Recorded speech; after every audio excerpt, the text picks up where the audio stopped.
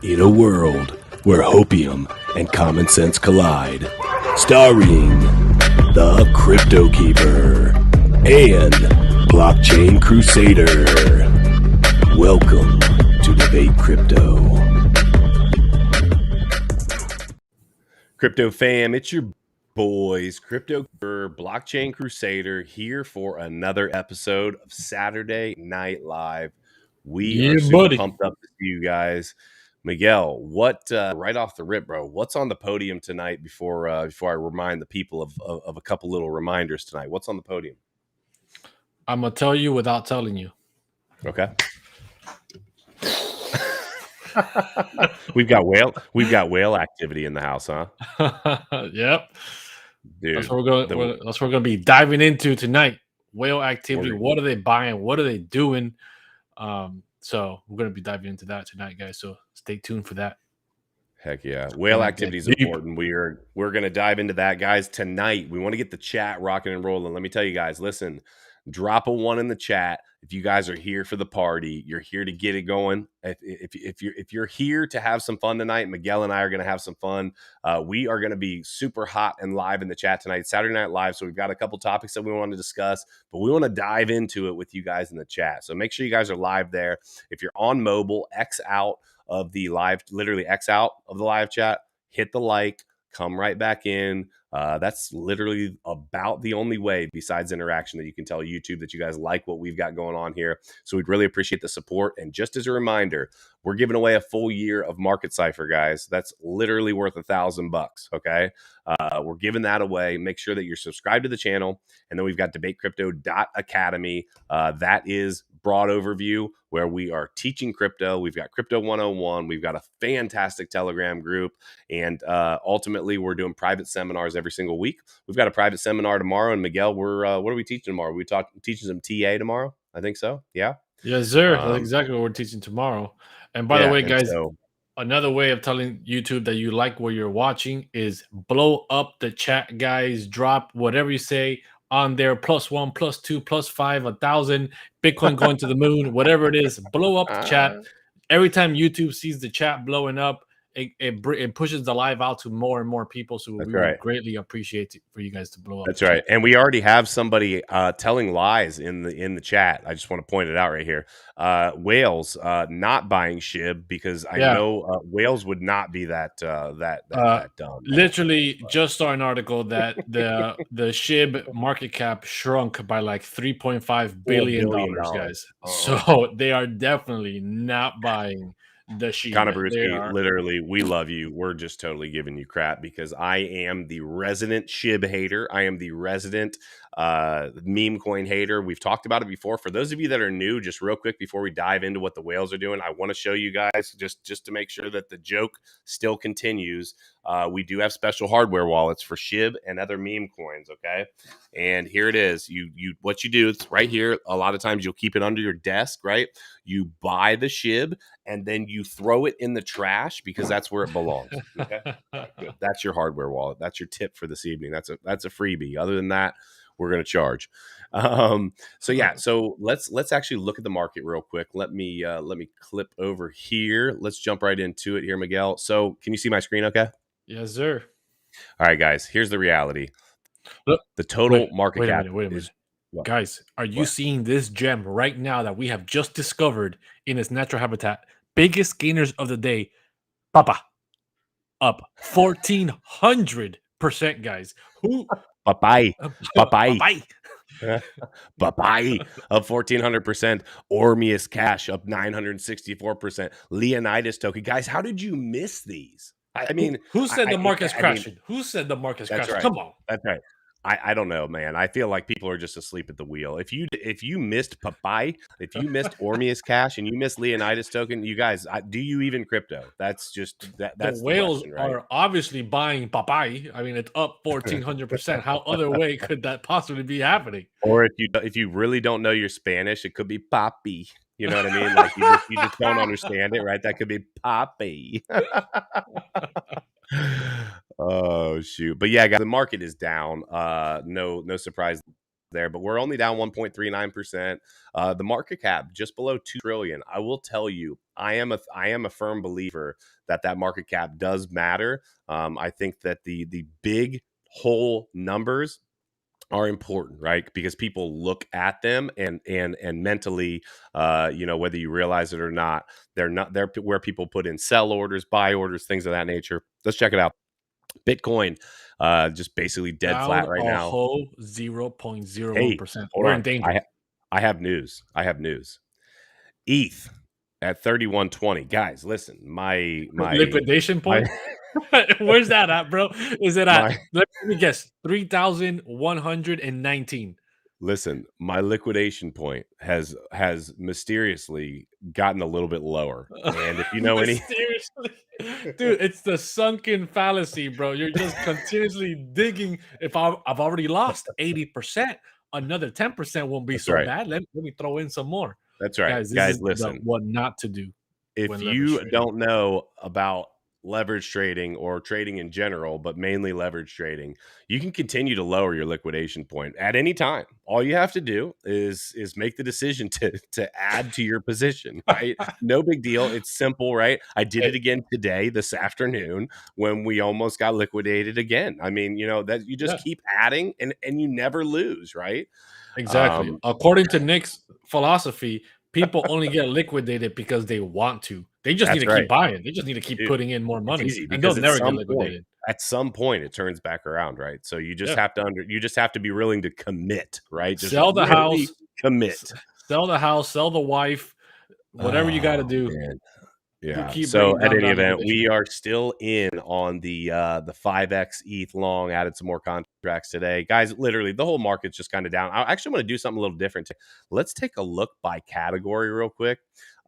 We have got now. This is basically a look, and we'll just take 1 minute to check this out. But this is just basically an overview of what the market looks like via category, right? So if you broke down different projects into their little categories, here's where we're at.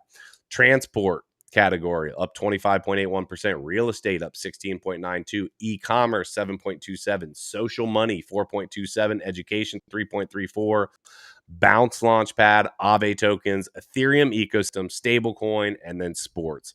And essentially what this does is it just shows, hey, it basically subsectors all of the different cryptos and puts them in, to essentially what category they fall into. Just something a little bit different, guys. I wanted to show you some green, right? We haven't seen too much green, and this shows some green on the chart. So I wanted to show you. Yeah, guys. So for everybody in the chat right now, this man right here is exactly right. You don't lose until you sell. He's got it, bro.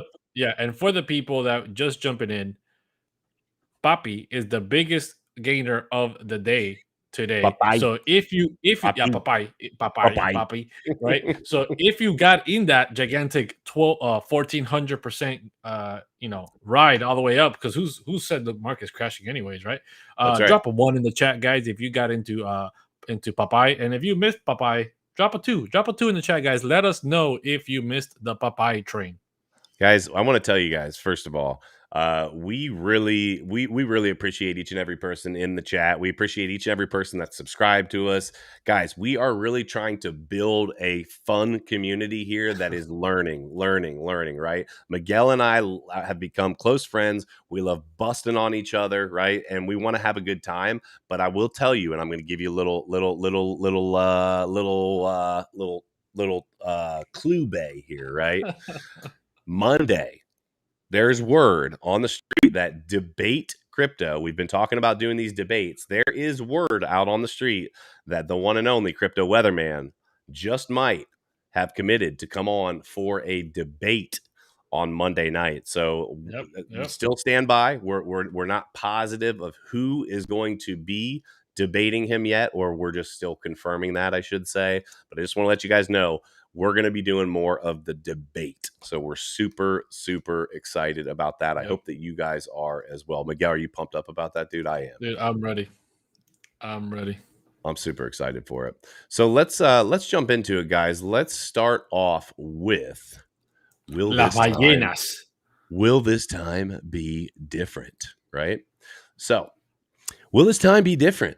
Now, guys, for those of you who don't know, "Will this time be different?" is a famous saying from 2017, 2018, and then into this year, right? It's always going to be different. It's always going to be different this time because of this, right?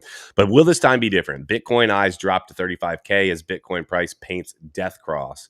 Guys, listen, I'm not even going to get into this article that much. Here's what I want to say. A death cross is where the 50 and the 200 cross. Okay, there's a picture right here. I'm actually going to zoom in a little further on it so you guys can take a look at it, right? And ultimately, the 200, the 50, and the 200 are about to cross, right? That's what's happening there. They call it a death cross. Okay. Ultimately, though, one of the cool things is, as you look at history, a lot of times we have price rallies after death crosses. And I think that here's what needs to be said, right? And this is literally the key takeaway from the article is this. If you didn't know, now you know that anything can happen in these crypto markets. You can have all of the freaking indicators in the world sitting in front of you, and the market can say, yeah, but I think I want to do something different. And I think that you need to remember that. I think it's an important thing to remember that there is no guarantees in these markets. And that's why we talk about getting educated, staying educated. That's why in our seminars, we're always teaching in the academy, because the teaching portion, you can't take away someone's knowledge of the markets. And I truly feel that the more knowledge you have in these markets, the better off you are. But yeah, I mean, at the end of the day, we can look at all the technical indicators in the world, and the market can do something, a little bit different. Yeah, guys, drop a 1 in the chat if you guys are interested in trading, if you guys are interested in learning about TA. And what I have to say about indicators, drop a 2 if you're not, by the way, and you're just going to be a long-term dollar cost averager. Nothing wrong with that. That's what I am. That's what Nick is. So we're good with that. We're just getting into TA right now and learning about trading and teaching people about trading. So I want to see I want to gauge the audience on where they are with that. But I want to say about the indicators, people need to realize these indicators are not foolproof, right? They are fallible, right? They are created by other human beings, right?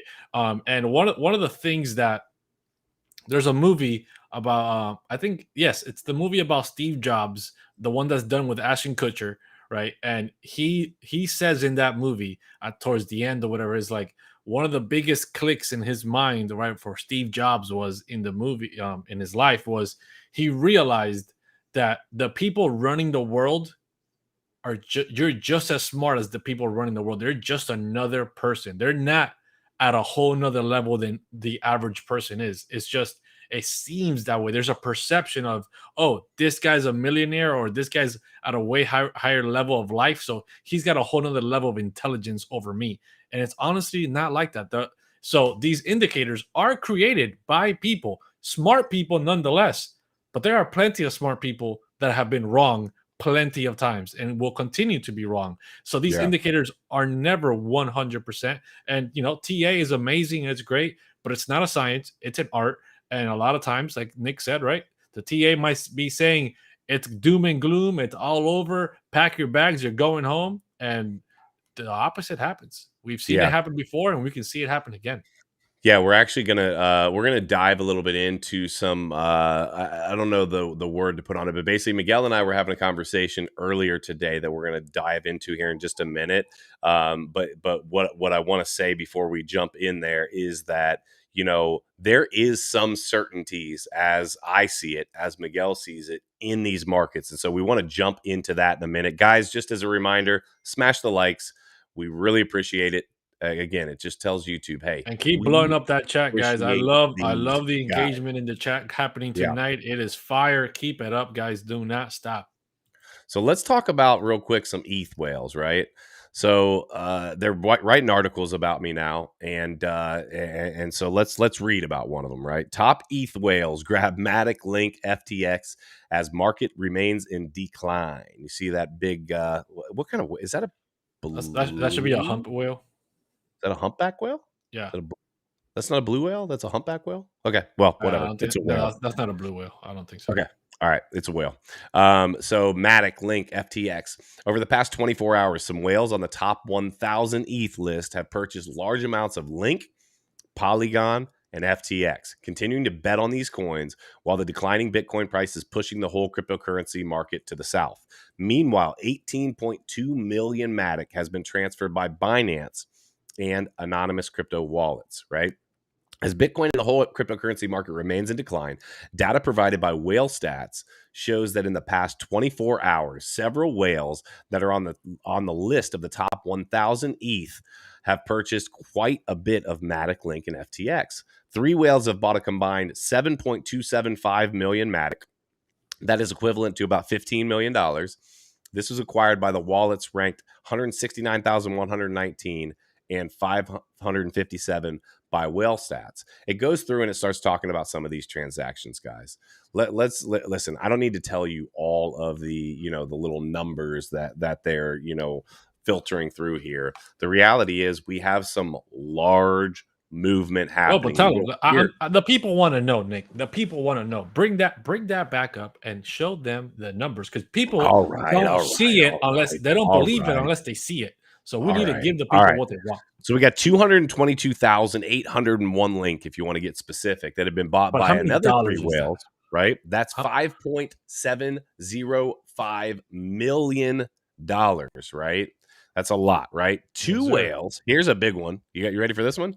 2 whales have bought 85.522611 million dollars worth of FTX token, right? For those of you that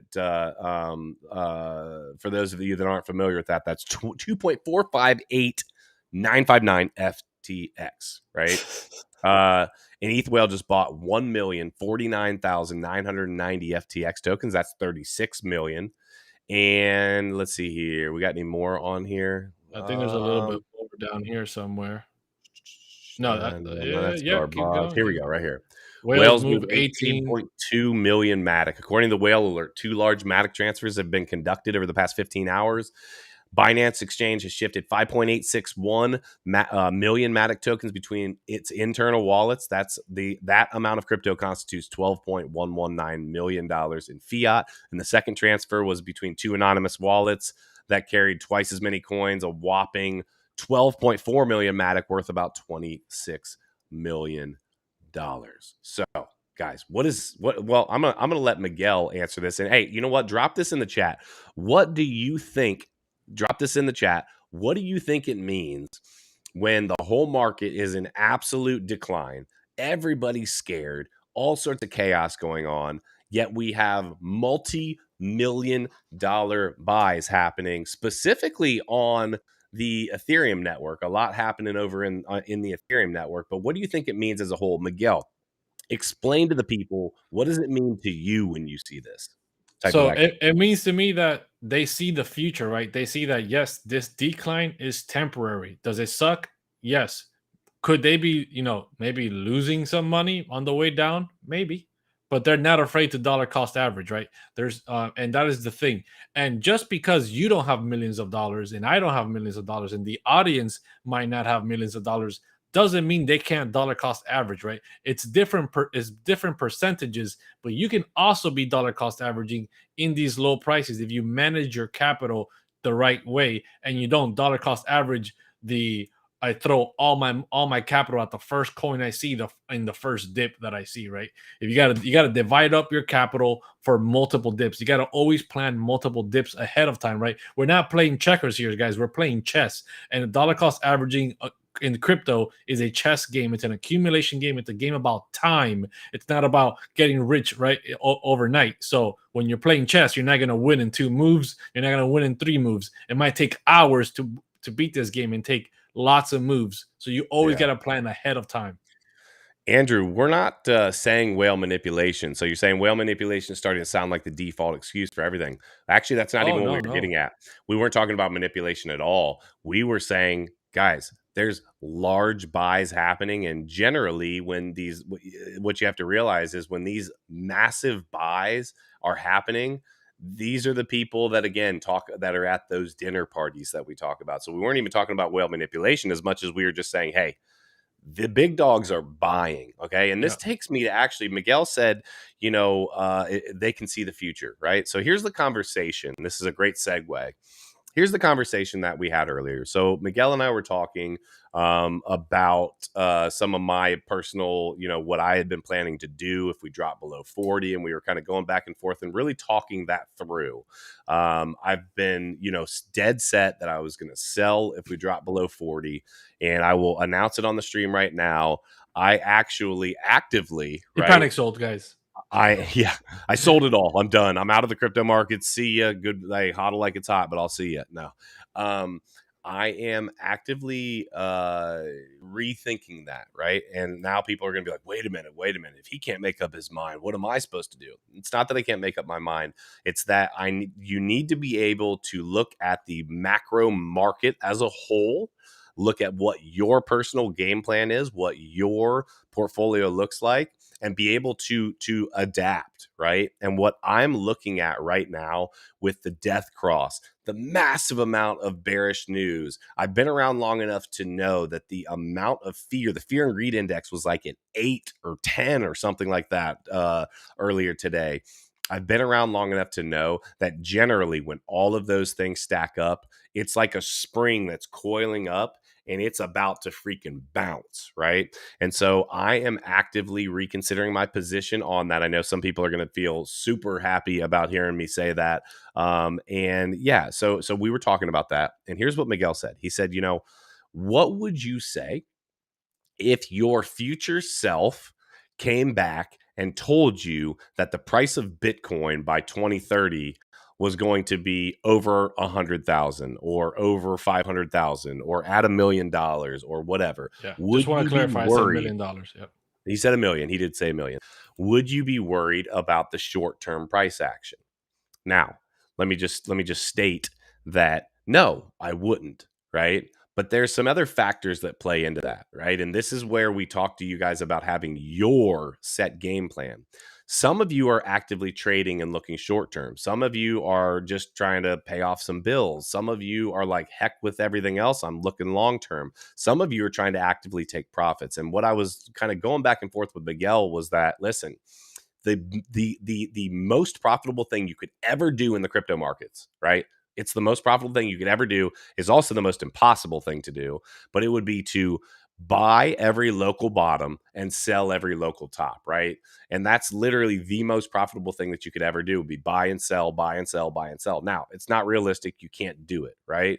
But my game plan this whole time had been to take a massive percentage of profits off my portfolio with the understanding that I see a huge amount of opportunity coming in the next year. Now, I see a shift in a lot of what's happening, and I'm starting to see what I view as maybe not as likely to see the huge parabolic blow off top, as more 20 and 30% moves up and down, up and down, up and down, but the macro move being up. And so we were just talking about that. Miguel, talk about that a little bit more, like what you really were trying to get into. I hope I didn't confuse anyone about talking to your future self. Yeah. So if I would go, if the whole proposal is, if you can go back in time, right, to 2010 or whatever it is, or your future self from 2030 comes back to today right now and tells you, hey, Bitcoin's going to be at $1 million by 2030. Right. Whether you believe your future self or not, right? Maybe you're like, wait, I just hallucinated. That's not even real, right? That doesn't even exist. There's no possibility that that's possible. Or, you do believe it or not. You wouldn't even trust yourself. Oh, no, of course not, dude. With everything I see, the Matrix, everything, crazy manipulations, bro. There's no way that's me. Then I would have to give myself a secret signal that only I would know. I'd be like, okay, maybe that was me. But that outside of that, I'd be like, what's the secret handshake?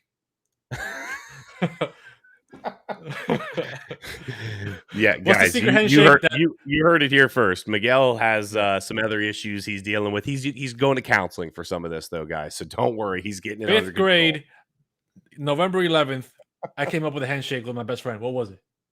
If you don't know, it's not me.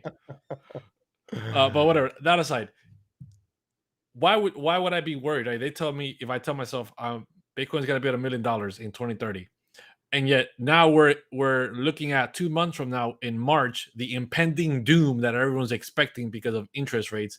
And now we're trying to say, well, how can I time this market to sell so I can make money, so then I can buy back cheaper, and then I can make more money again on the way up, and then keep doing all this buying and selling. All this buying and selling, yes, in the short term could go great or could go terribly wrong. There's a lot of risk in that.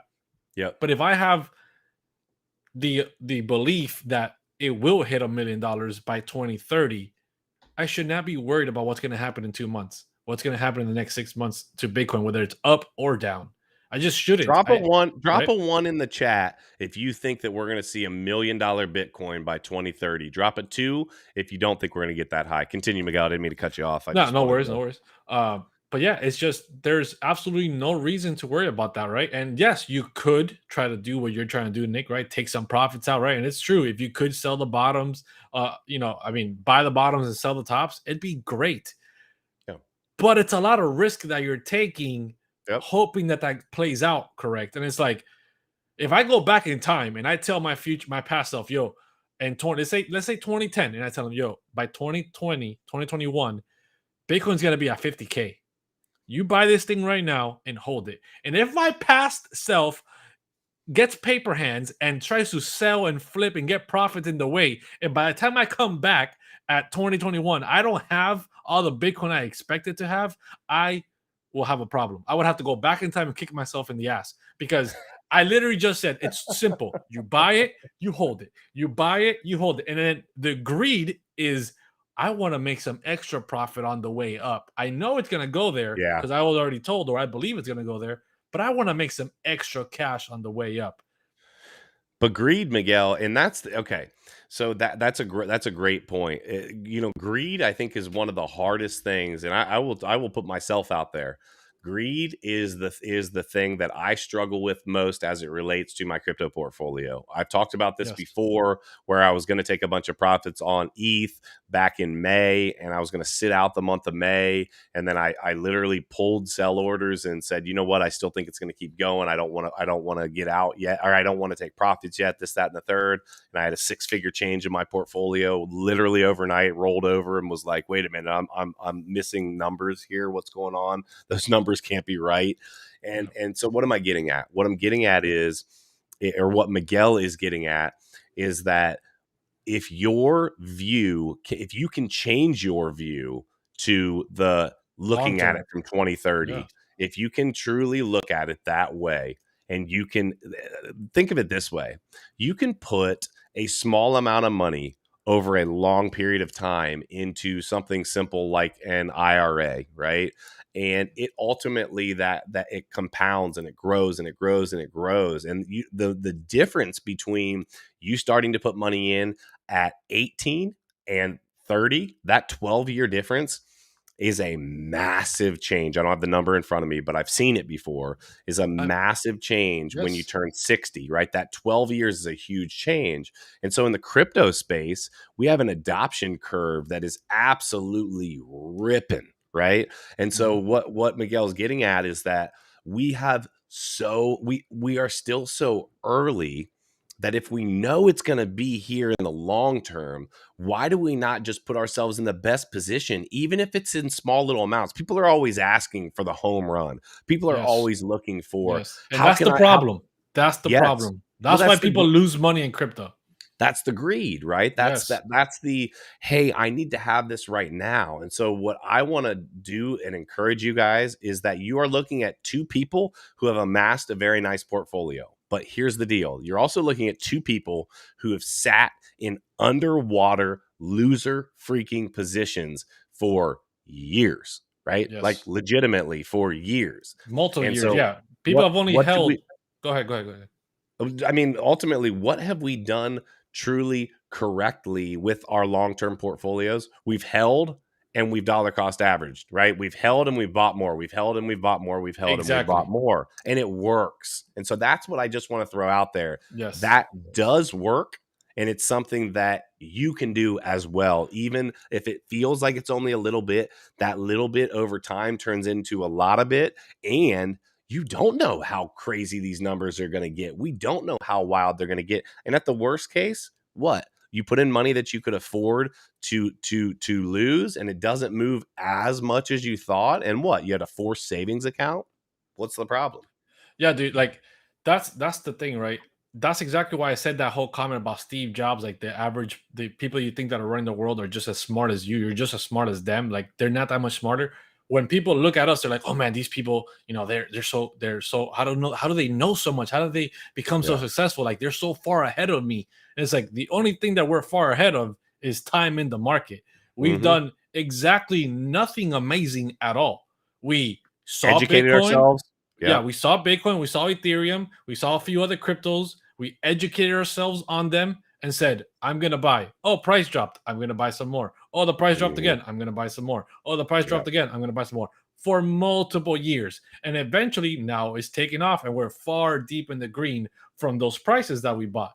You will be there too 5 years from now. 5 years from now, we're not going to be talking about a $50,000 or $40,000 Bitcoin. We're not going to be talking about a $3,000 Ethereum. Those prices are going to be like us talking about $200 Ethereum or $6,000 Bitcoin.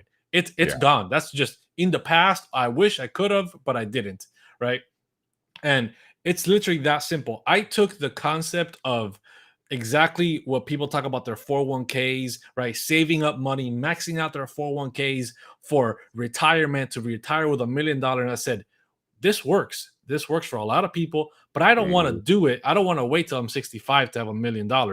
I saw Bitcoin, I saw Ethereum, I saw crypto where it was going, and I said, Bitcoin and Ethereum are going to be here by that time, right? If I can think of 65 years old, I'm going to have $1 million with a 401k in the next 20 years. What is that going to be when it comes to Bitcoin and Ethereum? It's going to be a lot more than $1 million in a very short amount of time, right? And 20 years is drastic. I'm talking about by 2030, we're going to have drastic changes from what we're at right now. So that's all I did. It's just that. It's just a retirement fund. It's just put money into it and give it time to grow.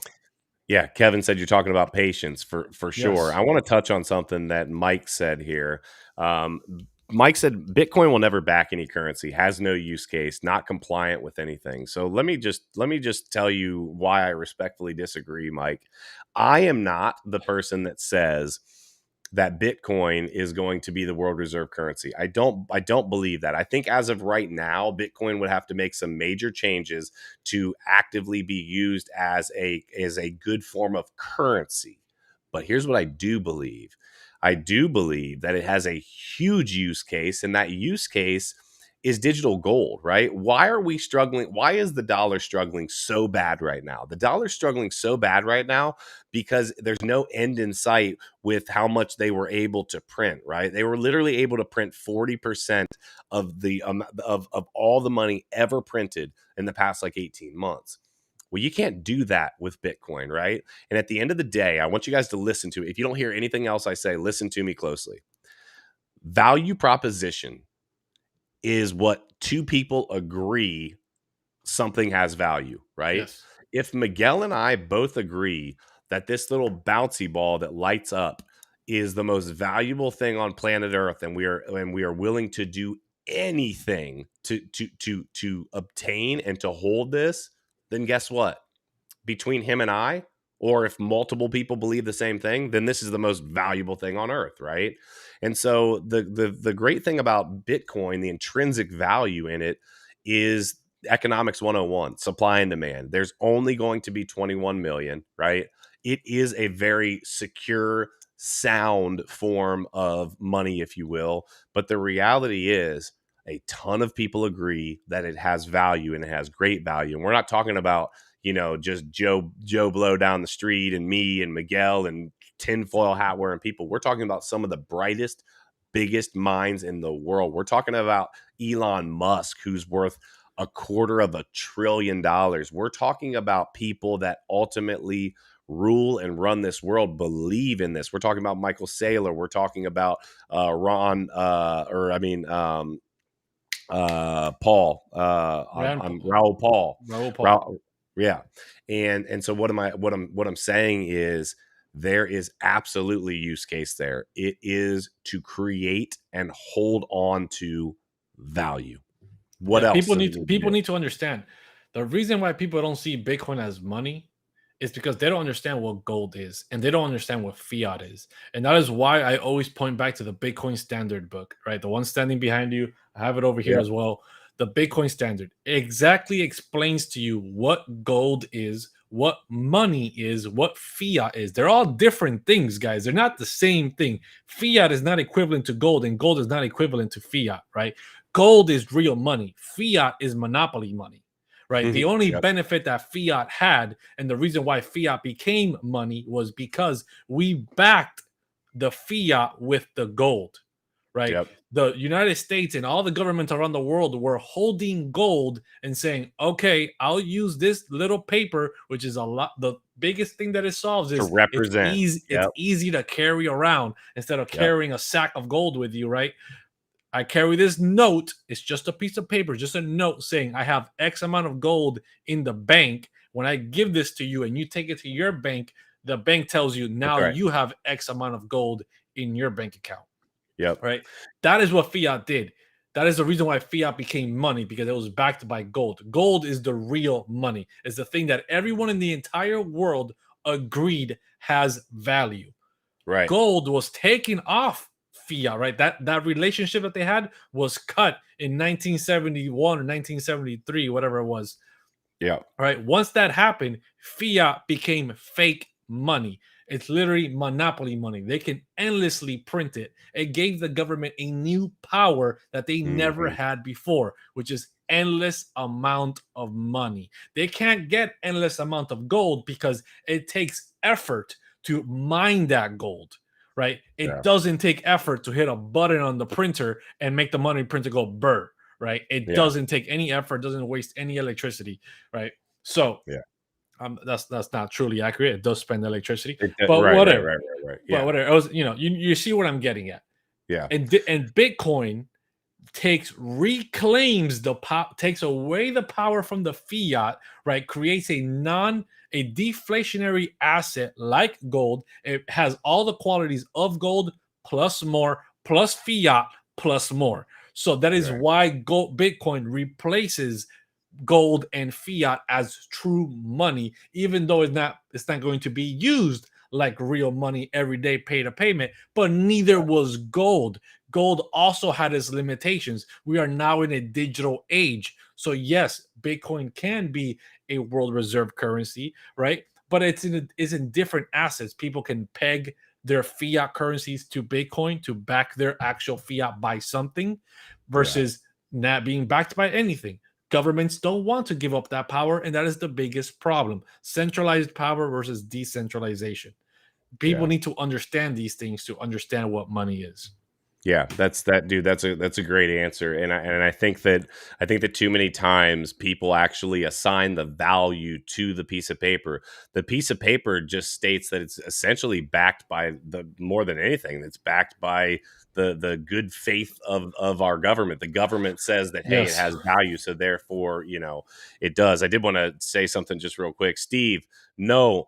Miguel vende ahora, recompra el miércoles. He's asking if Miguel, should I sell now and buy back on Wednesday? No, we're not. Listen, guys, I know él está vacilando. I know you're joking, right? But the reality is too many people do have that mentality. They have the mentality that, you know what?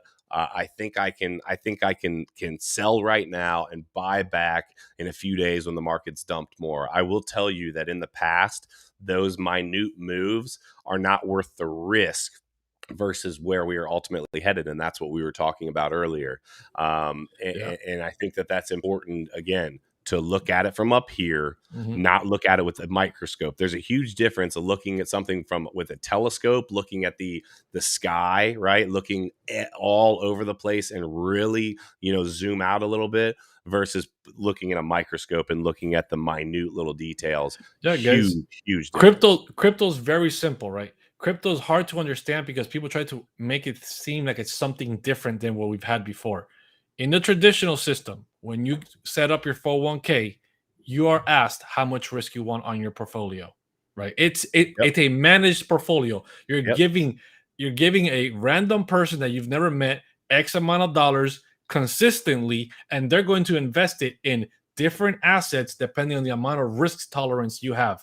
You are doing the same thing with crypto. You're getting X amount of dollars frequently every 2 weeks, every week, or every month, whatever time frequency you want, and you're deciding, do I want to put into Bitcoin and Ethereum, have a safe, slow growing portfolio that I know is safe with low risk, or do I want to take bigger risk and go into the crazier altcoins, AVAX, Solana,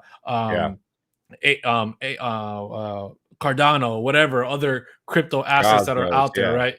Cosmos, Polkadot, yada yada yada. How much risk do I want to take? And that's all there is to it. It's a 401k that you are managing that is outside of the stock market with crazy names like Bitcoin and Ethereum. They have the same amount of risk and lower risk than penny stocks and blue chip stocks. Blue chips or penny stocks. What are you buying? And I think that this is important. I'm glad that you brought that up. We have people reach out to us a lot, especially people that are in Debate Crypto Academy, that are in our academy. We have direct contact with all the people in our academy, and they're able to reach out to us, ask us our thoughts on these things. And somebody reached out earlier today. I haven't looked deeply into the message, and I'm going to get back with him, but basically asking about, should I be consolidating this? Should I be selling this? Should I be getting into that? Without even having had looked at it right now, one of the things that I want to remind everybody in here is that you need to understand how the money flow works in crypto, okay? The money flow looks like this. If you looked at it as a flow chart, money goes into Bitcoin, okay? Then people will take profits from Bitcoin and move into a little bit riskier asset, which is Ethereum, which is next on the list, right? Then people will make money with Ethereum and they will take it out and they will go to a little bit riskier asset, something like VeChain, right? I'm just throwing that out there as an example, like a mid-cap altcoin, right? Commie coin. Right. And then they'll take profits from that and they'll go into a lower cap altcoin. What I'm getting at is this. If you can't successfully make gains, you're putting on more risk as you move down that chart, right? So you need to understand when and where and why your assets are where they are right now. The riskiest thing you could be doing right now. Now, again, it could be the craziest reward too, but the riskiest thing you could be doing right now would be to be actively trading in and out of super low cap alts. Because guess what? We need, unless history just all of a sudden goes sideways on us, we need Bitcoin to move. We need Bitcoin to head north so that then Ethereum can follow, so that then the rest of the alts can follow. So for me, why would we be putting money into much riskier assets right now that aren't primed and ready to move? Bitcoin is what needs to move first. This is why we say education, education, education. Simple ideas like this allow people to set themselves up for success. If I was going to put money into something right now, even though the lower, you don't have as big of a return coming at you. If I was going to do something short term right now, it would be with Bitcoin. If I was going to put a leverage trade in, it would be with Bitcoin, because Bitcoin is going to be what needs to move for the rest of the market to move. If Bitcoin dumps from here and continues to dump, your riskier assets are not only dumping along with it, but they're dumping harder, right? Yes. Even if you've looked this week, ETH has taken a much harder hit than Bitcoin. The last few weeks before, when it didn't, that was not the norm. So when when Bitcoin jumps 10%, everything else will kind of lag behind and then follow. But when Bitcoin dumps 10%, everything else absolutely dives off the cliff and gets hammered way more. And so simple ideas like that are important to know. And yeah, I just wanted to point that out because we are always looking for teaching opportunities in this market. So this question right here, why is the price of alt so tied to Bitcoin? Guys, the reason why is simple. Bitcoin is king, and you hear that a lot, and you might not understand why. The reason is Bitcoin was the first. Bitcoin is the digital gold. The main confidence is in Bitcoin. Institutions are buying Bitcoin. Governments are taking a close look at Bitcoin, right? So if Bitcoin's confidence in the market starts to shake and investors are shaky about Bitcoin, everything else below it is extremely riskier, is extremely shakier, right? Because they're not there yet, right? It's just if Disney and Tesla and Facebook, right? FANG, you guys have heard of that, right? Amazon, all these blue chip stocks start tanking, you can bet your bottom dollar penny stocks are going to be tanking a lot more. If the stock market starts tanking, everything below the top tier projects, the top tier blue chip stocks will also tank a lot harder, right? That is the way it works. So it's the same thing as is in the traditional system. Obviously, the traditional system is a lot bigger. There's a bigger priority, so things are not exactly the same. But in crypto's only been around. Bitcoin's only been around for 13 years. The rest of these altcoins have only been around for a handful of years, guys. We are in the infancy stage of a new market. Yeah. So I've got a really good if the creator is shaky, Bitcoin, of course everything else below it is going to be wobbling and cracking. I've got a really good way to describe that. I just thought of it right now. Think of the crypto markets as a football team, right? What happens when the quarterback gets injured? The game is uncertain, right? Yes.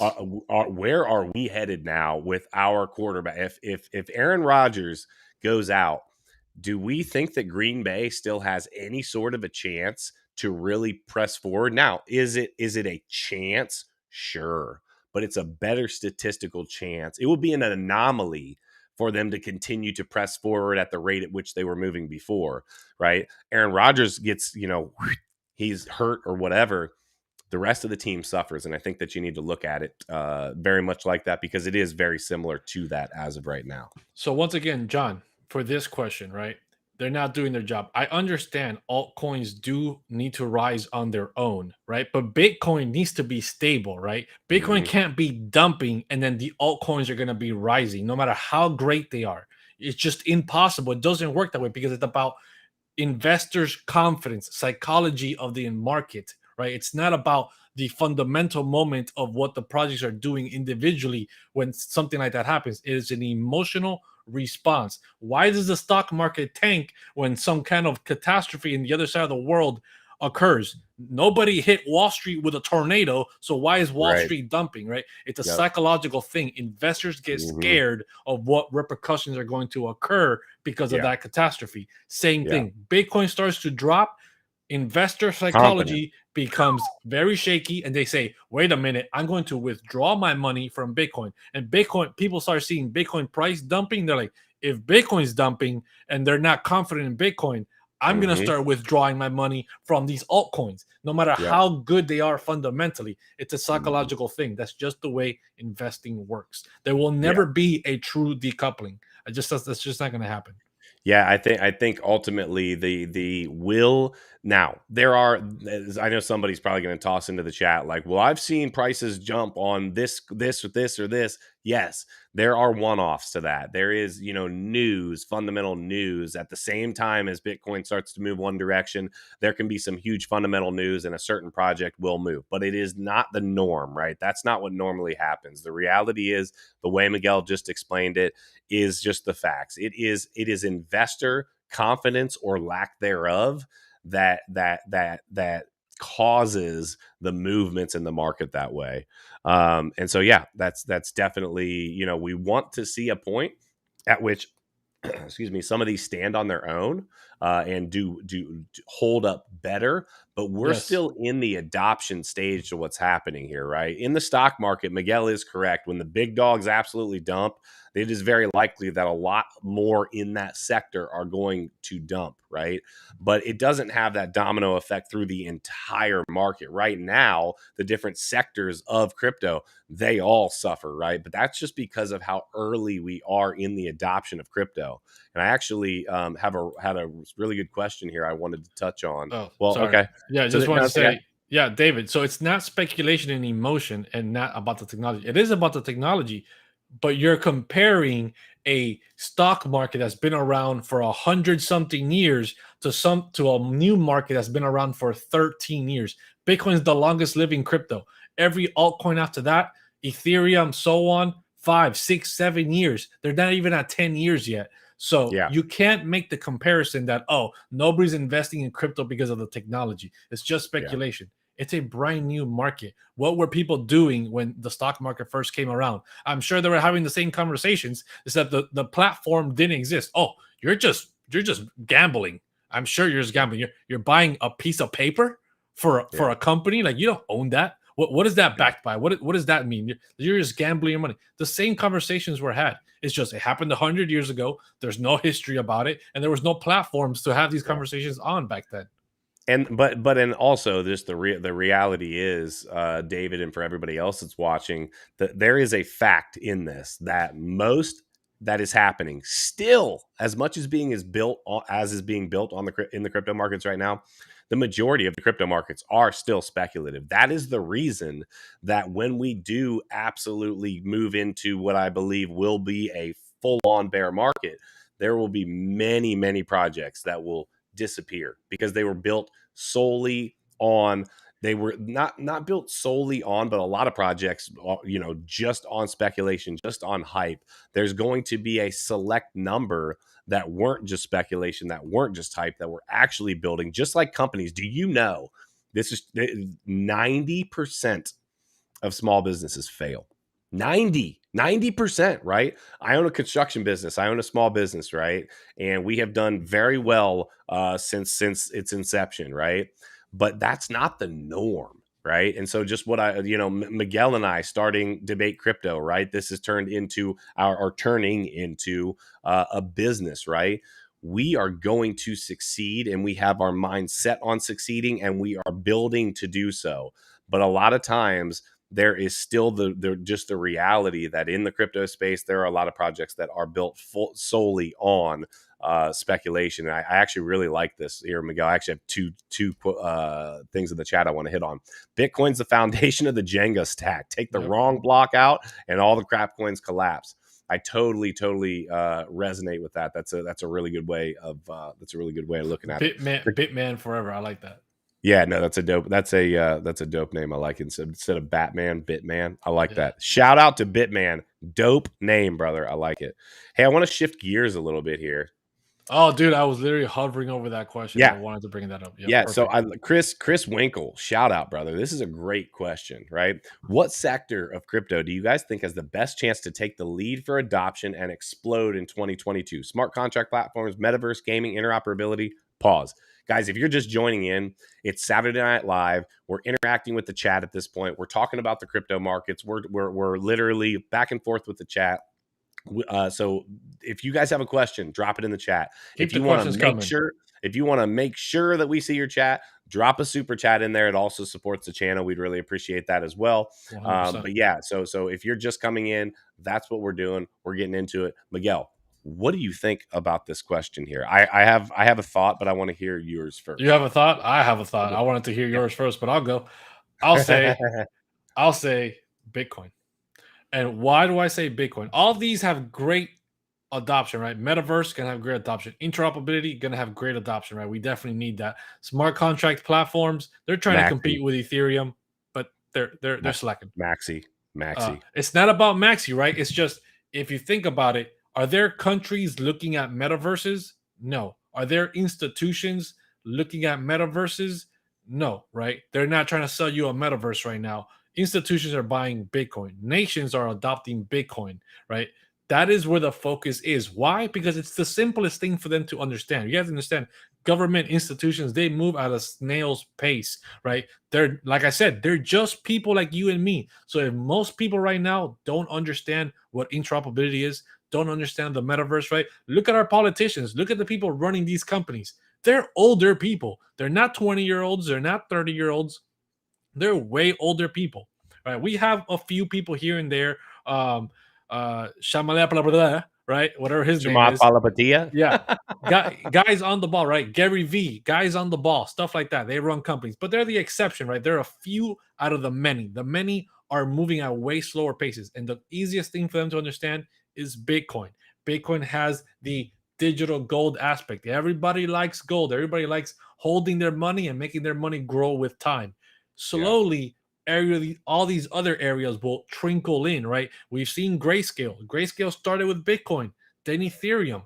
Now they've been buying a lot of metaverse stuff. They've been buying a lot of interoperability stuff, smart contract platform competitors against Ethereum. But they didn't start there. They started with Bitcoin and Ethereum. And these other institutions and these other governments are going to start the same way. So I believe for this next decade until 2030, it's all Bitcoin and Ethereum. Everything else comes along with it because it is going to get attention. We are going to see more metaverse gaming. We are going to see more interoperability projects take off, and they will do amazing.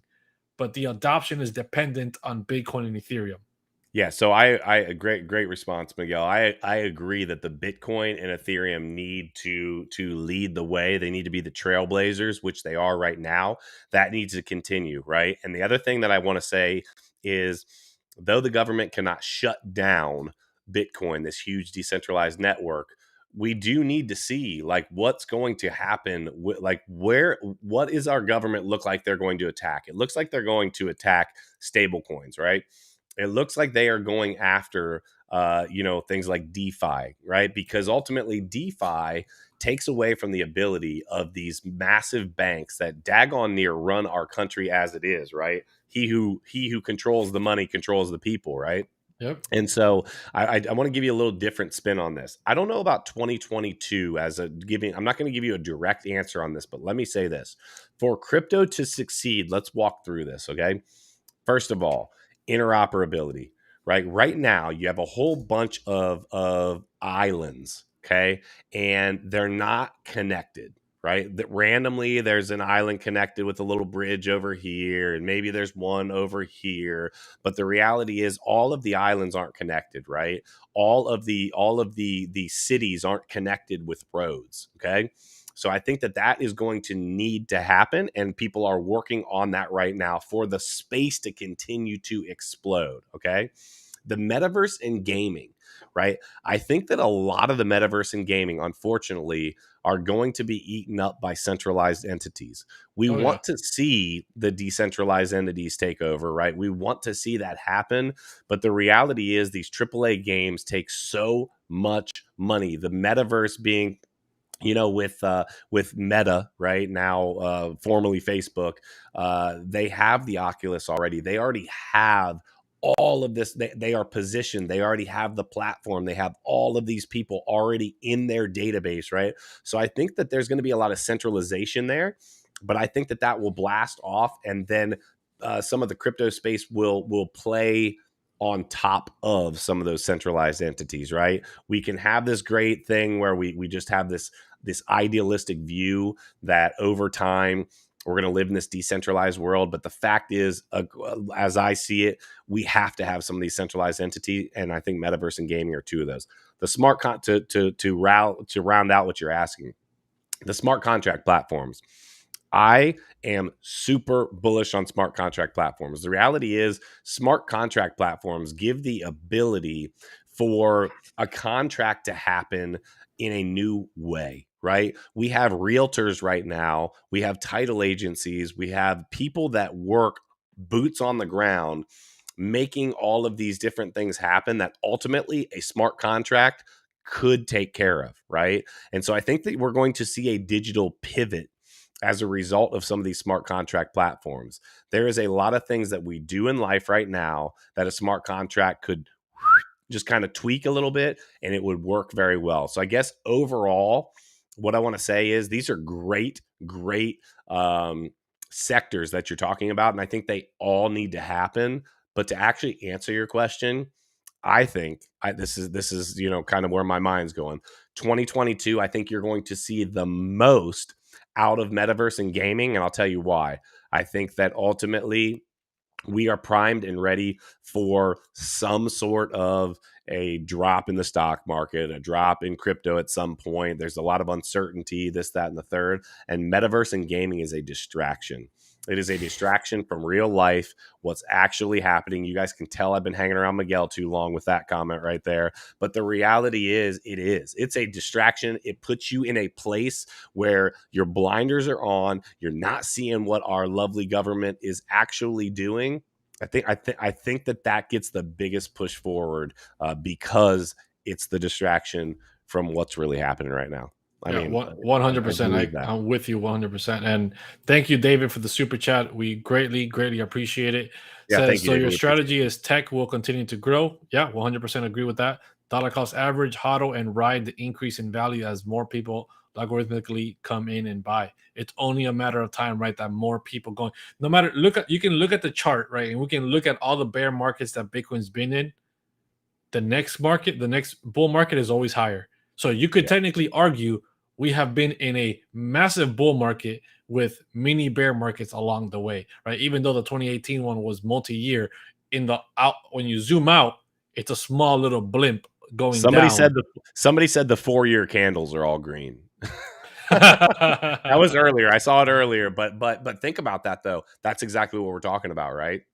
I mean, literally, the 4-year candles are green. The adoption is happening as you zoom out. Yeah, man. Exactly. As you zoom out, the adoption, the growing of Bitcoin along with the rest of the crypto market is only going to get bigger, right? We're only at almost $2 trillion market cap. We need to do a whole episode on this. I know other people have done it too, but we need to do it. Basically, start comparing and showing the visuals of the crypto market compared to the real estate market, compared to all these other markets that exist. How small the crypto market is in dollar terms, in money, compared to the markets that exist already. It's only a matter of time before we start eating up those other markets. Do you believe this, Miguel, right here? Meta was done on purpose now as the distraction. Facebook rebranding to Meta is 100% of distractions, 100% a way of them trying to become relevant again with younger generations because they know Facebook is dying out. They know only the boomers are sticking around on Facebook, right? Nobody younger than me is on Facebook, and people my age are already off Facebook as well. So that's just not happening. If they want to stay alive and they want to keep competing, they need to rebrand to something. And what better than a gaming metaverse kind of thing where they can do what they do best, observe everything you're doing in your life and consume that data from you to then resell it to corporations to target you with ads and to target your psychology and persuade you to go this way or that way to keep you under control. Yeah. I just took a little peek at the markets. Bitcoin was just up over 42. Guys, weekends can be very interesting, right? They're crypto 24/7, but weekends are a lot of retail action that's going on. The CME, the Chicago Mercantile Exchange, is closed, so that's not going on. I don't know, Miguel. I can't put my finger on it. But I truly believe, and I've said this before, so somebody that's probably heard me say like, well, wait a minute, I've heard him say that before. I think this next week is going to be very telling for what and where we're headed, right? If we have a massively bearish week, I think it might take a little while to recover. Yeah, we're go ahead. If we have an uptick this next week, as long as it's not too fast, right? As long as it's just a nice move forward, right, with some corrections along the way. I think this next week is going to be super freaking important for where we're headed. I don't know. Yeah, man, I agree too. Right? We're at the make it or break it point in the short term, right? In the short term. So if we're looking at things short term, if things keep going negative, we're gonna keep going negative, right? If this is the moment either we see a bounce or we're gonna go a lot lower. It's kind of like that same point when we were back in May where it was that 28,000 points. Either we're gonna dump a lot lower or we're gonna bounce from here. This is kind of the same spot as that. So yeah, this next week will tell us: are we gonna have a slow grind back up? Maybe have a small retracement at the way, but just keep grinding upwards, or are we gonna? Or the floor is gonna be taken out from under us, and we're just gonna dump. So let me touch on what Cameron says here. He says, "What are your thoughts on Bitcoin this month? I think 39.6 for a liquidity grab and then up." Let me say something about Very that. possible. If Very possible. so it's totally possible. But if that so here's what I think, Cameron. I think that if we go sub 40, if you don't want to drop down into the 30s, I think it needs to be a wick. I think we need to wick down and then bounce back. If we actually close a daily below 40, I think we're going to see a lot more negative price action from there. So I would like the idea that you're throwing out there, Cameron.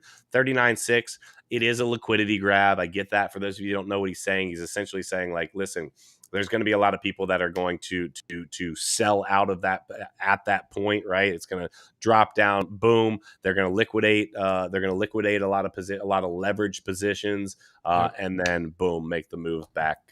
Make the move back up. Yeah, so if we close on the 39, a lot of crypto content creators are going to call instantly bear market, right? Which is going to instantly shape everyone's sentiment into even more of a bear stuff, and more panic selling will occur, more liquidations and so forth, yada yada yada. But at the same time, there's the counter to that, right? If we close below 39, knowing that everyone's going to instantly become the super bears, right? Crypto's going to be the super bear.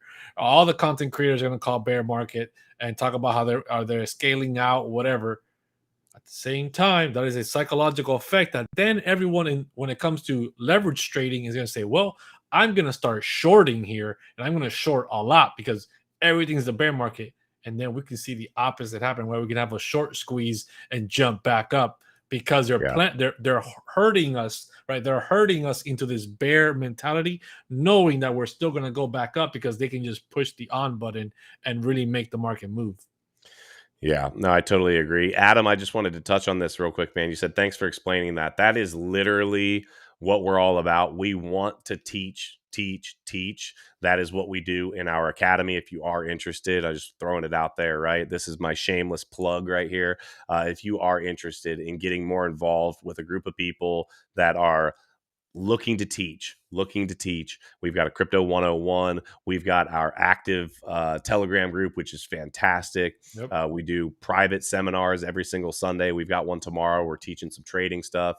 DebateCrypto.academy. We would love to have you. That's what it's all about. Yeah. And if you sign up to the academy, you have the chance of winning 1 year access to Market Cypher, right? The biggest trading tool out there. So that's another big bonus. But guys, that's worth $1,000. If you go buy Market Cypher, it's $1,000. And we're giving that away if you subscribe to one lucky person in our membership, in our academy, paying a $50 subscription monthly. Yeah. Let me actually show real quick before I'm pulling up TradingView real quick. I'm gonna share my screen here in just a second. Give me 1 second here. I've got Bitcoin. Go ahead. Let me move here. I'm gonna show you guys what Market Cypher looks like. Forever says, I really think we're skimming right at the bottom right now, and we will begin to trend up fairly soon. I agree. I do believe that we are closer to a bottom than we are to a top. So I do think we're going to be bouncing up at some point very soon. Let me get rid of these. David, thank you, David. DCA member in the house right here saying, DCA, join. Yes, you won't be sorry. Greatly appreciate the kind words, man. Yeah, we appreciate you, bro. We appreciate each and every one of you guys. We appreciate you guys for being here. Hopefully we are giving you content that you guys feel like has been beneficial for each and every one of you. We just love you guys and appreciate you. So all I want to show here, right, is that ultimately we have a little bit of a curve on the momentum wave that's starting to head back. It's kind of flattening out at the bottom here, which generally gives an indication of moving back upwards. Check this out. The RSI, it's all the way down at about 20, but we've got a bullish divergence on the RSI happening right here. Boom, boom, boom. We've got a little bit of guys. That means explain bullish divergence for the people. Yeah. So bullish divergence is when you have. So there's multiple different types of bullish divergence, but a bullish divergence is a basically two different directional movements in the market that indicate a positive outcome, right? And so like up here in the MACD, go ahead, Miguel. And in this example, right? In this example, the RSI is going up, but the price action has still been mostly going down. We've only had a slight uptick in those tiny 2 green candles, but we're Yep. mostly still going down. So there's a slight bullish divergence there. But yes, guys, this RSI, right, after 30 is oversold, and we're down at 20, coming back up from like practically a 12 or 13, and we're back at 20. So we're still at very oversold territory, meaning there is seller exhaustion, right? You can only sell for so much and push the price down so much. There is a limit. Yeah. Let me zoom in real quick before. Let's get off the daily. Let's look at the 4 hour. Let's see what that's looking like. Okay, so on the 4 hour, we had, let me zoom in a little bit here. On the 4 hour, we had a yellow X about 8 hours ago, right? And the yellow X just means market manipulation, right? But the great thing is the last 2 4-hourly candles, we have one that's active right now. Open those candles up a little bit. Currently, scroll on the price. Yeah, I got you. There we go. That's a little bit. Sorry, guys. Makes it a little bit easier to see. But the nice thing is, check this out. We've got this green candle here. We've got another green candle that we're working on printing right now. And if we look down here at Market Cipher, we've got a green dot. I am actually, so that I can better, equip you guys with some of the indicators on Market Cipher. I actually have a private, Miguel and I have a private meeting with the one and only Crypto Face this week. And he is going to be doing a full-on training with us to help better equip us for Market Cipher, so that we can give you guys even better look at the market when we do this, because ultimately Market Cipher is newer for us. We just know a lot of people have been very successful with it, and we want to be able to pass that along to you, because it's an indicator that seems to be working. And on the 4 hour, let me just say, we've got bullish. We're bullish on the MACD. We've got a green dot on the momentum wave on Market Cipher. We've printed 2 green candles. Guys, I know it's not a lot, but we've got to look for something somewhere, right? You know what I mean? Like, it's not every single place we look, it's down, down, down. And I want to say on that note, drop a 1 in the chat if you're just overall bullish over this next week. Drop a 2 in the chat if you're bearish. I'd really like to see in the chat. We got 81 people in here. Make sure you guys X out of the live chat if you're in mobile. Smash the likes. We'd really appreciate that. Drop a 1 in the chat if you're bullish for this next week. Drop a 2 in the chat if you're bearish. But what I wanted to say was, Miguel, you and I have been in the market long enough to know one thing. When everyone is calling for negative price action, when they say the death cross and all of the news is bearish and everyone is screaming for lower prices, generally, Miguel, please tell me the outcome of that. The complete opposite, right? It's always the complete opposite. And by the way, I want to point out, David, you're asking for the link for the academy. Yeah, the link right here to our academy I was pulling it up for him right now. Yeah, it's here, and it's also, you can click it in the description of the video. If you go into the description, the link is there. Just click and it'll take you right on over to our website for you to sign up. I also want to point out here, this person seems like new. I don't think we've seen them here. Bob Franklin, welcome. And I see what you're saying. Splitting hairs. Point is, Bitcoin is part of the B system.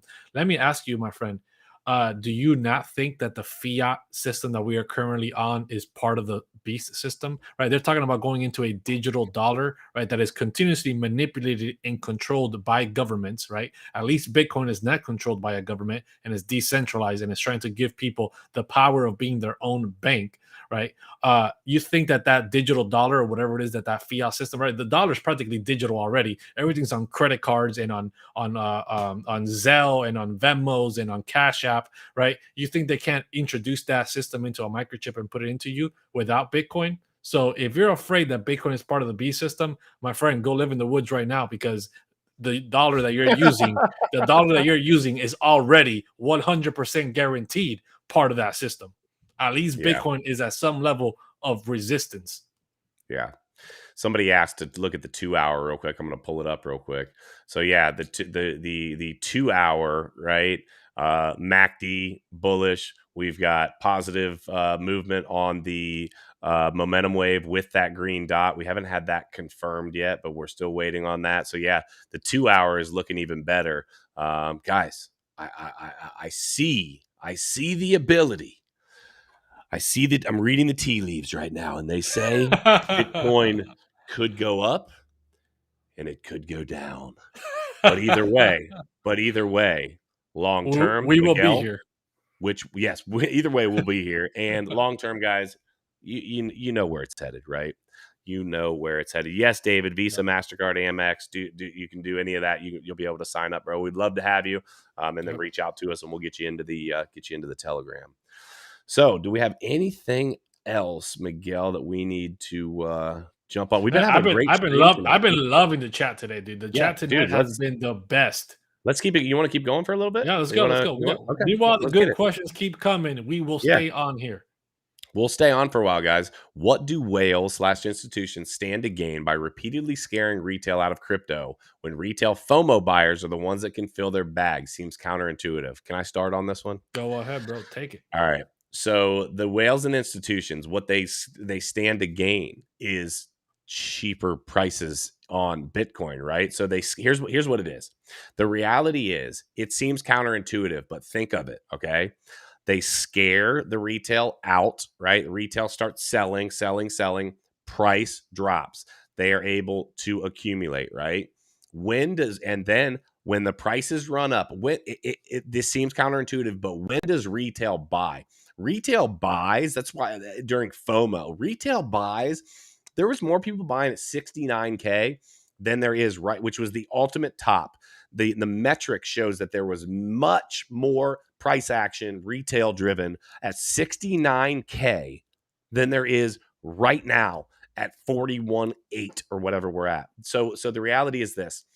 The whales and institutions will try to play with push it down as far as they can, accumulate, let it run up, then retail's buying, and then ultimately dump again. So it's literally like a flow. It's a flow chart, back and forth. So over the long term, they win because they're able to buy and accumulate at lower prices, and then they are able to dump in your lap because the retail traders, the retail investors are the ones that are buying big green candles as opposed to buying big red candles. I mean, guys, that's what it is. Yeah. I completely agree with you 100%. I have a little extra add on to that. And by the way, Heidi, I see your super chat. Thank you so much. We greatly appreciate Debate Crypto Academy. That's what I'm talking about, baby. And we love you, Heidi. We just want to tell you we love the chaos that you bring to the group. I just want to say I did see your comment from earlier today in the chat.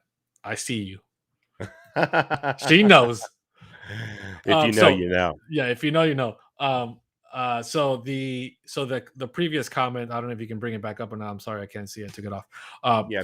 What I want to say to that is basically the reason why they do this is you guys need to remember that over 90% of all wealth in the world is controlled by less than 1% of people in the world, right? So what are these whales and institutions doing? They're doing the same thing, except the difference is in crypto, we started first, right? The majority was in our hands compared to their hands. They have more capital than we do, but the majority was in our hands first. What they're doing here is every time they're selling and dumping, when they dump the market and they scare you out, they're rebuying everything that they sold plus more, right? They're never buying less than what they initially sold. In May, when we saw them dumping from 50 something or whatever it was that we were, and we dumped down to 30, the whales that dumped up at the price at the top, right? They bought everything they sold plus more at 30K, 28K, 30 something K, right? They are scaring you and they are taking inch by inch all the crypto that us retail have and accumulating it to their bags, and they're never letting it go. They let it go temporarily, scare you out of the market, dump the price, and then they're scooping it all back up plus the little extra that you dumped into the markets. And that's a little bit less that any of us in the rest of the world have. There are only ever 21 million Bitcoin. About 4 million of those are already gone. 1 million is locked up in Satoshis. So that's pretty much 5 million right there. We're talking about what? 16 million left for the rest of us. We've already seen that. I think it's like 75% of Bitcoin's liquidity is illiquid. Therefore, they are not letting go of what they're buying. They dump it and they only let it go temporarily before they take it back plus yours. That's what they're doing. That is the advantage to that strategy. Question: if you have time, any idea on how to get idea of amount of whale OTC trading. Last month, the price went lower with Bitcoin exchange reserve decreasing, which seems to mean more OTC. They Sean, are, there are tools that you can pay for that show you whale activity. Glassnode. Glassnode, right? There's I think there's something called the whale stats and so forth. There's a few ones, but you do have to pay for them. They are a lot extra money. But I want to touch on this real quick, Sean. For those of you that are new, right? Again, we're all about teaching. Whether you're new, whether you're an expert, whether you're somewhere in between, we want to teach, right? So I'm going to use this as a teaching moment. OTC trading means over the counter. Okay, essentially, an OTC deal would look like this. I pick up the phone and I call Miguel and I say, "Hey, Miguel, let me buy 10 Bitcoin from you," right? That would be an OTC deal. Why? Because it's not actively on an exchange. It's not those Bitcoin have already been accounted for, right? So it's not going to change any of the price action. So these whales, these institutions, a lot of times, the only time that they are buying on an exchange with large volume is either because they want to move the price one way or another, whether they want to drive fear, whether they want to drive confidence, one of the two, right? Or because possibly they're forced to because they can't find an OTC deal. But the reality is, what would happen if these deals were happening on the exchange? They wouldn't. So listen, think about it this way. If you jumped onto an exchange and said, I want to buy 4,000 Bitcoin, right? You're not going to be able to buy all 4,000 at the same price at the exact same moment, right? It's going to drive the price up. It is going to cost you more money. Yes. And so these whales and institutions do what's called OTC deals, which is over the counter. Those Bitcoin have already been accounted for. They will pay a premium to do this, right? So sometimes they will actually pay a premium to do this because the premium would be exponentially higher and ultimately possibly even hurt them more to buy on exchanges. So there are a lot of whales that actually live off of OTC deals, like between each other, and charging a premium and selling, giving a discount here because it's so and so, and they're going to hook you up later on an OTC deal on something else. It's a whole like underworld of trading. Great freaking question, Sean. Yeah. That's a big thing in the big dog, the big money. Yeah, perfect example, right? Kevin O'Leary, huge crypto proponent right now. You think that guy goes on Coinbase on his own account and throws in 2 to 3% of his portfolio of his money? You know how much money that is, right? He can't and he won't. He calls up Coinbase. He calls up Gemini, right? He calls up the Bitcoin companies, the Bitcoin mining companies that are in the United States and says, "Hey, how much Bitcoin you got, and how much is it going to cost for you to give me some right now? I got this amount of money sitting right here, cash. Give me the Bitcoin." Boom, they make the trade. It gets sent to his wallet. He gives them the cash. Bing, bang, boom. That was never seen. It was just a transaction from an unknown wallet to an unknown wallet, right? Or one of the wallets from an exchange to an unknown wallet. Nobody knows what happened, and that never affected the price of Bitcoin. That's what's happening, guys. They have access to that. You know, Paolo says feels like cheating. Well, I mean, let's be honest, right? Doesn't just about everything about these whales, these institutions, doesn't it feel like that? The reality is, whether you like to face the music or not, the big players have a lot of advantages, right? The big players can afford to pay the right people to do their taxes in a way to set themselves up in a position to pay less. Like, the reality is, that's just a life in a capitalistic society. I don't have a problem with it. You just need to be able to understand that it might seem unfair to you, but if you are able to position yourself exactly into their shoes, right, you would be able to do the same thing too. And quite honestly, I could make an OTC deal right now. I would just need to be spending the right amount of capital. It doesn't need to be massive. You know, you can do 25, 50, $100,000 OTC deals, right? You just have to you got to be connected with the right people to be able to do it. Let's bring it back a step. We don't even have to go into being connected. If you know somebody that has ASIC miners in his house or in his backyard or whatever, or somebody that is GPU mining Ethereum, right, in his house, right? We have somebody in our academy that is mining Ethereum at this moment. I can call him up and say, "Hey, how much ETH you got? I want to buy it directly from you. I know you. I want to support you. I want to give you the money, and you make the trade for me. It's off the exchanges, right? It's a way to protect myself from taxes, right? If I really wanted to go down that route, not a CPA here, guys. Don't do that. Don't try to avoid taxes, but it's a way, right? And that is considered an OTC deal. I literally bought Ethereum or I bought Bitcoin off somebody that didn't affect the price on the exchanges. There's also a thing called local Bitcoins, right? This does exist already. Yeah. It is a platform where you can literally meet random people and you literally deposit the money directly into their bank account, and then they send you the Bitcoin, or they send you the Bitcoin. I don't know if they accept other cryptos now.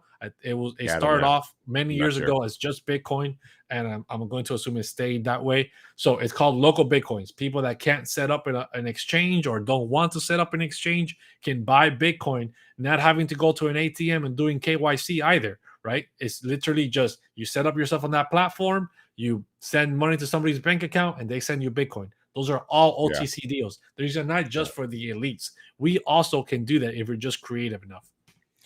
Yeah, no, that's absolutely just something that you need to be aware of, and a lot of times that people don't understand how a lot of things work, and that's why we try to break that down for you. So, Cameron, another good question here: can you explain fear and greed for people today? It's sitting at 23, extreme fear, and I just double checked, Cameron. It was even lower than that, but currently, I just looked right now. It looks like it's at 23. So it was at 10 yesterday. 10. I know it was. It was at 10. Yeah, which is insane. Essentially, and actually, let me share my screen here real quick, and I'll just show it so that if in case somebody's never seen it, here it is. Right. So that you have this. Let me zoom in here. So you have this fear and greed index right here. Can you see it? Okay, Miguel. Yep. Okay. All right. So right now, 23 extreme fear. Yesterday, 10 extreme fear. Last week, I feel 29. like those two extreme fears are not equivalent. That should have like a whole nother level of like super duper mega fear. Yeah. No, I'm totally with you.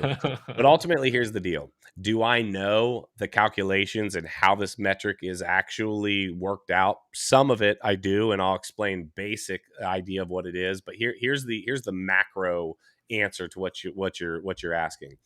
It is showing market sentiment. That's the simplest way I can say it, right? Yes. The market sentiment right now in crypto is people are fearful. Okay. How did they come up with that? Now, there is that. Now, I'm not going to be able to explain all this to you, but I'll give you a real simple way. They are looking at what's happening in the market in terms of buying and selling, at what points, how new the wallets are, how old the wallets are, at what price action are they selling, where are the sell orders, where are the buy orders. They're basically able to look at a macro, picture of the market and see, hey, this is where things are. I believe they also,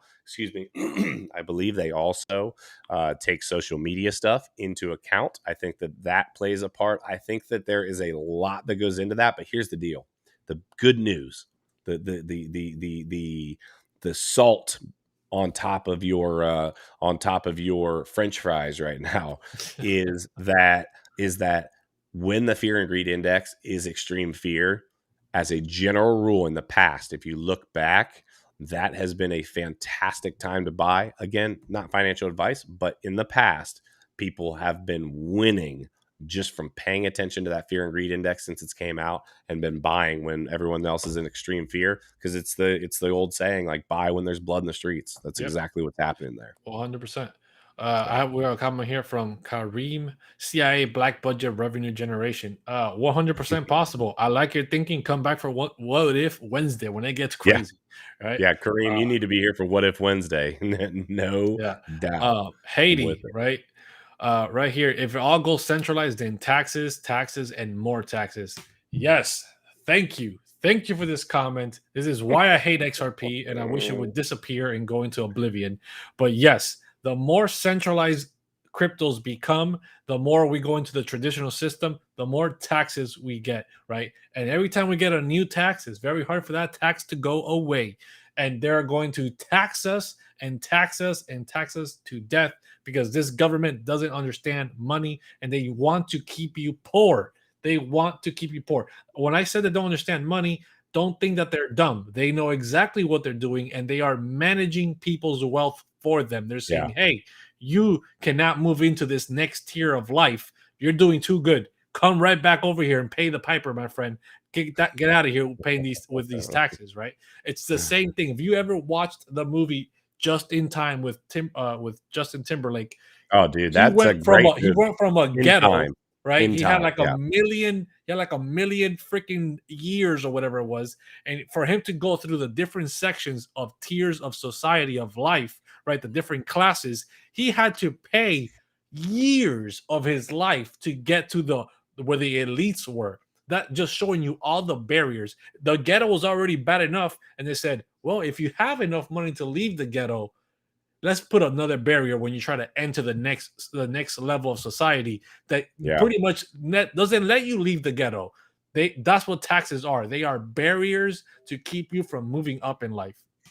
You know what? I don't want to dive too deep into the tax thing, but I want to just say the crazy thing to me about taxes is the cycle where you get paid and you get taxed on your income, right? Then you go out to dinner with what's already been taxed, and then they hand you the bill and there's tax on it, and then you leave dinner, right? Now you've got to go get gas, right? And then they're going to take that money. Now if you basically said, hey, I got $100 paycheck, it got taxed down to 70. Now I go out to eat and I spend $20, and now we're down to 50, but we've got $5 of tax on there. Now we're down to 45. Now we got to go get gas. We got to spend 20. At any event, what I'm getting at is, plus your insurance, plus your house mortgage, plus everything else that has taxes. We're taxed on money that's already been taxed. It's already been taxed. It's already been taxed. So I think that there is a better answer and a better way. I just don't know if it will ever happen. Well, obviously Bitcoin. Chris, this is a great one. Yes. Thoughts on Fed tightening and a major pullback in traditional markets, bringing Bitcoin and crypto down another 20 to 40% and drag us into a multi-year accumulation period. So Chris, I could see it. Okay. But I like one thing that you said here. You didn't call it a multi-year bear market. You called it a multi-year accumulation period. So I want to take a second. Let's all recognize Chris You're Winkle, learning, right? young Padawan. You're learning. Yes, young Jedi. We like that you called it a multi-year accumulation period. That is the attitude that I believe we all need to have. That's what it is. When I believe, and I do believe that this is going to happen as a result of some of this Fed tightening and a pullback in the traditional markets, I believe, and I did a video on this on TikTok, and I think I might have put it on YouTube as well, to where we are going to have what I'm going to look at as a massive opportunity. I believe it's going to happen this year. I don't know that. Some would call it a black swan event. When March of 2020 happened, if you were already in the crypto space and you didn't look at it as an opportunity, even though it was crazy scary, guys, I don't know what you were looking at, right? Literally, Bitcoin dropped all the way down to like $3,400, right? I took that opportunity and I bought some more, right? We can only pray for something like that again.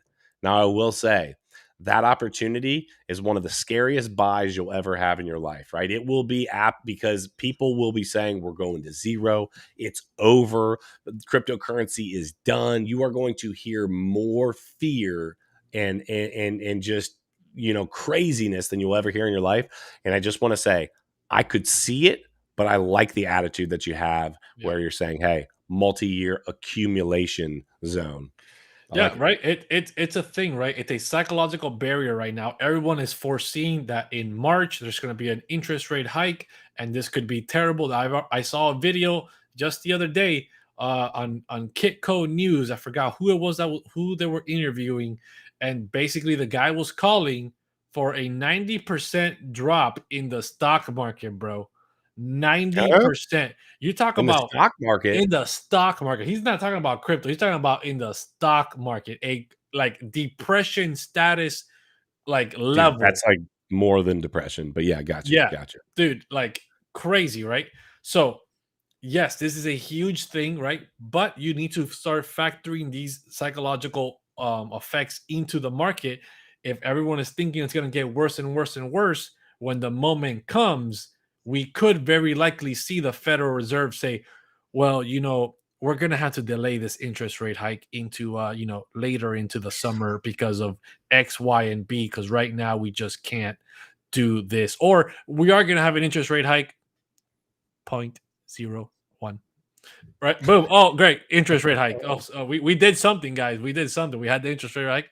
We never told you how much it was going to be, right? Surprise, surprise. And then everybody's like, wait a minute, 0.01. That's nothing. I'm buying Bitcoin, right? And we instantly have a bounce back up.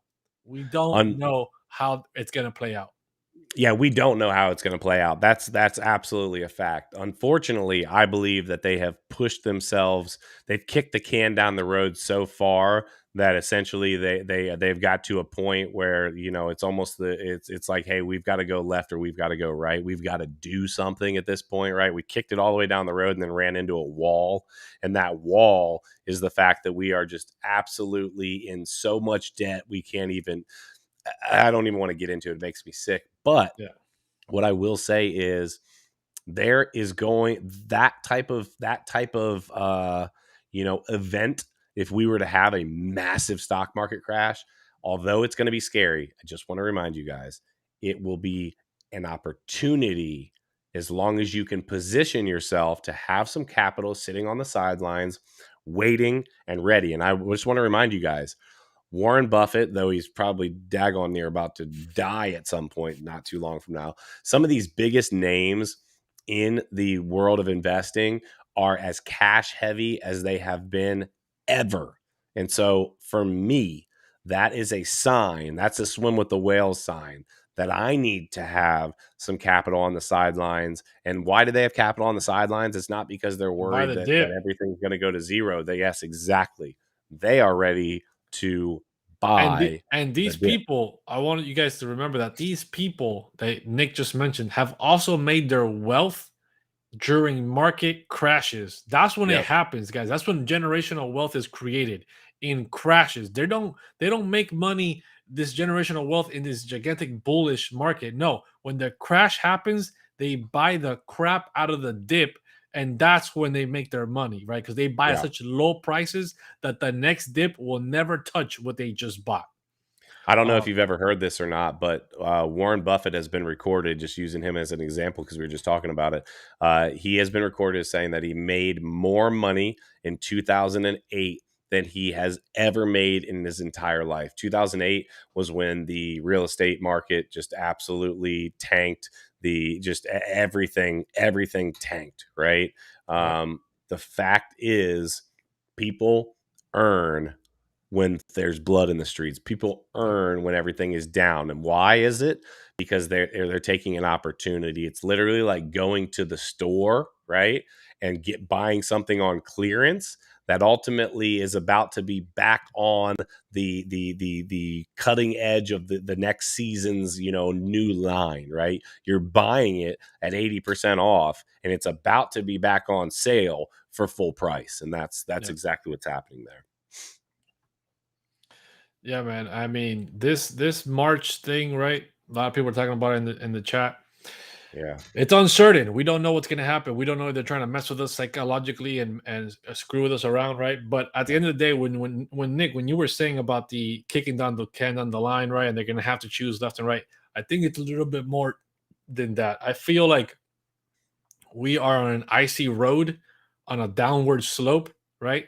And they cannot stomp on the brakes because they lose fully control, right? They need to be out of control, but somewhat in control to navigate the chaos. If they stomp on the brakes and you go on a full black spin out of control, there's no controlling that, right? There's no controlling a depression, right? It's very hard to come back from that. There's a lot of other stuff happening geopolitically, which I think will stop us from going into this crazy spin out, right? The tensions between China and America are been building up drastically over the last couple of years. This Afghanistan pullout, even though it was a disaster, I think it was strategic in the American side by trying to ramp up and position themselves for what is happening with China. And I think this China thing, right? The United States makes money at war. If we're not at war, we're not making money. If we're not taking somebody's shit, we're not making money. So who's next on the up to plate? China's up to plate, right? So this is a buildup that is happening, which will prevent us from going into this massive chaos. It is controlled chaos. Yeah, I'm with it, man. I am hoping and praying that we are able to figure this out. I don't know how else to look at it. I'm hoping and praying that we are able to pull through this and be able to not only, you and I be able to take advantage of whatever may fall in front of us, right? But ultimately that our country can pull out of the chaos that we are in right now, because it is scary. It just really is.